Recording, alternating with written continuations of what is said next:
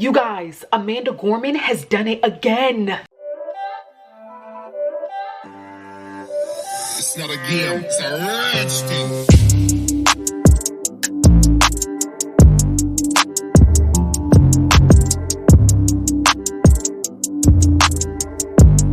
Hey guys, welcome back to my channel. If you're new here, thank you so much for joining. If you're returning, it's your girl Cynthia. I'm your favorite poet, back with another video.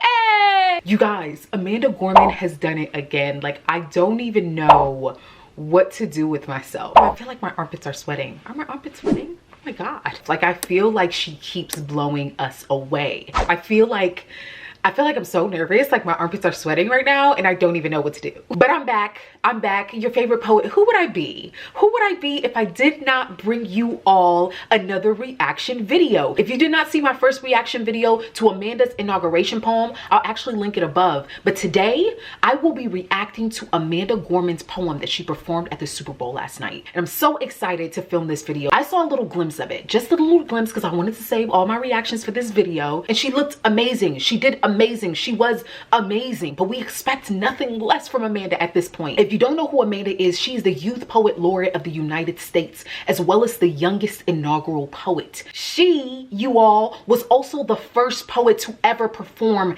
at the Super Bowl. I'm sure she's also the youngest poet to ever perform at the Super Bowl, right? Because she's the first to ever do it. I feel like she's a young woman of many firsts. She's the first to do certain things, and I wonder how, sometimes, I wonder how she's dealing with sort of the sudden fame. But here's the thing, she's been doing this work for a while, so I'm sure she is just being much of who she already is. Amanda, if you are listening, please keep doing the awesome, amazing work you are doing. You are bringing poetry into spaces to people who have never before heard of poetry, and you are doing it well. Okay, before we get started, don't forget to hit the subscribe button down below and give this video a huge thumbs up to let YouTube know that this is the kind of content you are interested in. Let's go ahead and get started, you guys. Let's get it cracking. Hey, let's get started. I'm so excited. Today, we honor our three captains for their actions and impact in a time of uncertainty and need. So she opens with a line to introduce us to why we are here today. The title of the piece is called Chorus of the Captains. As far as I'm concerned, I knew she was writing this poem to honor some heroes, and so I think that's why she opened with that line. Okay, so she's setting the stage here. They've taken the lead, exceeding all expectations and limitations, uplifting their communities and neighbors as leaders, healers, and educators. Leaders, healers, and educators. So she is taking note of those people who are, I would say, are our biggest heroes, our healers, our leaders, and our educators. I think the people that she is honoring with this poem fit those roles. She's honoring heroes in the poem, but then she's also giving like a little nod to other leaders, other healers, and other educators, those who fit within that category. So I can appreciate sort of her talking to those people as well. James has felt the wounds of warfare,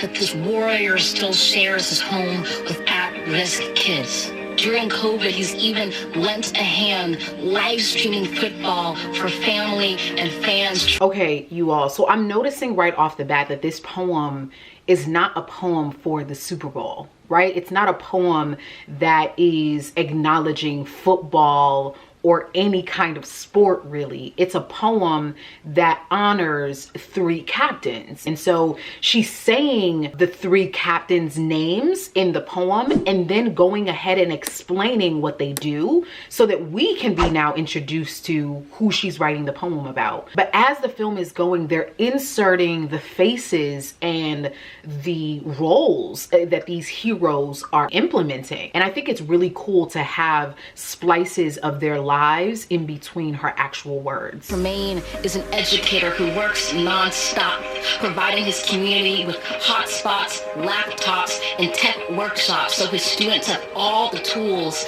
they need to succeed in life and in school. Susie is the ICU nurse manager at a Tampa hospital.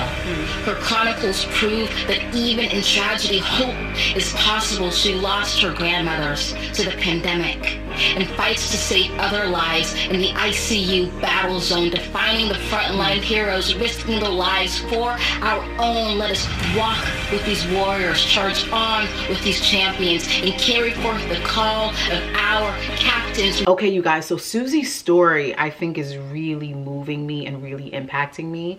Amanda mentioned that she lost her grandmothers, right? She mentions this in the poem. This is not something that we would know if Amanda didn't include this information. So I wonder how much she actually got to know the heroes. Like what is sort of her interaction with the people that she's writing the poem about. She has some rhyme too. Like she has a few different things going on that we kind of expected from her first performance at the inauguration.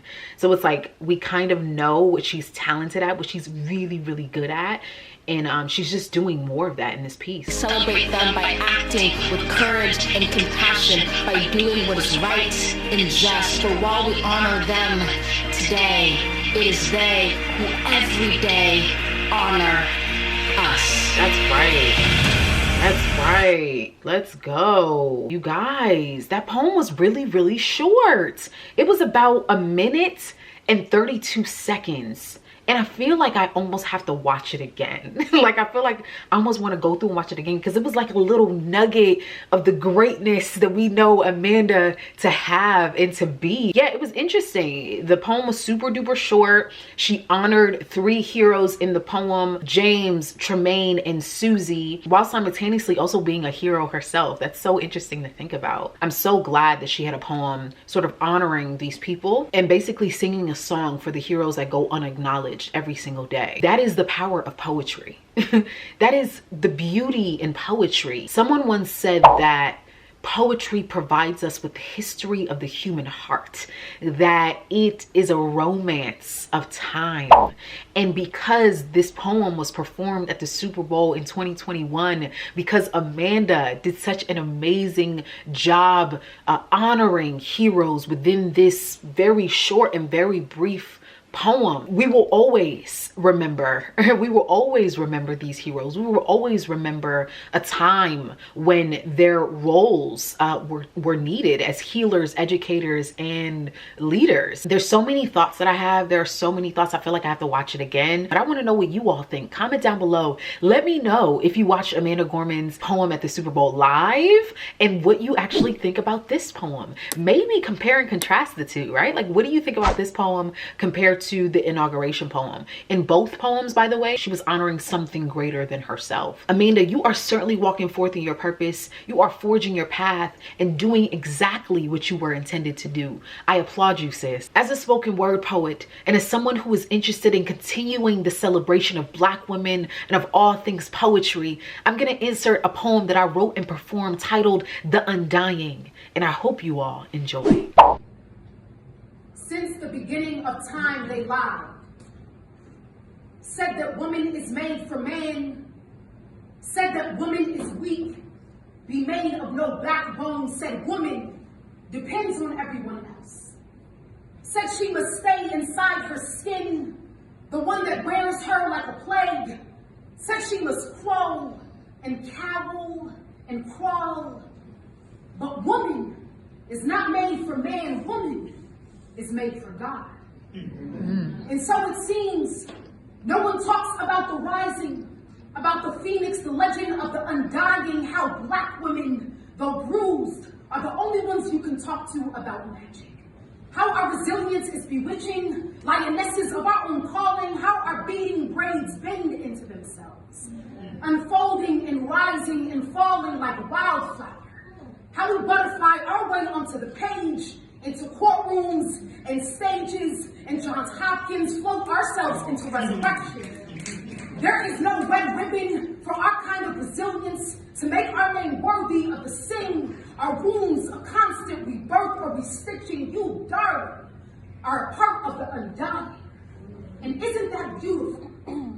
And so the next time when someone says, you be Black as something, tell them you be Black as woman. Black like the corners of a womb, Black like God, Black as the king of Ashanti, Black as glimmering eyes, Black as a berry, Black as juice, Black as sweets, Black as autumn sky, Black as undergrowth in a rainforest, Black as Asada, as Laima, as Maya.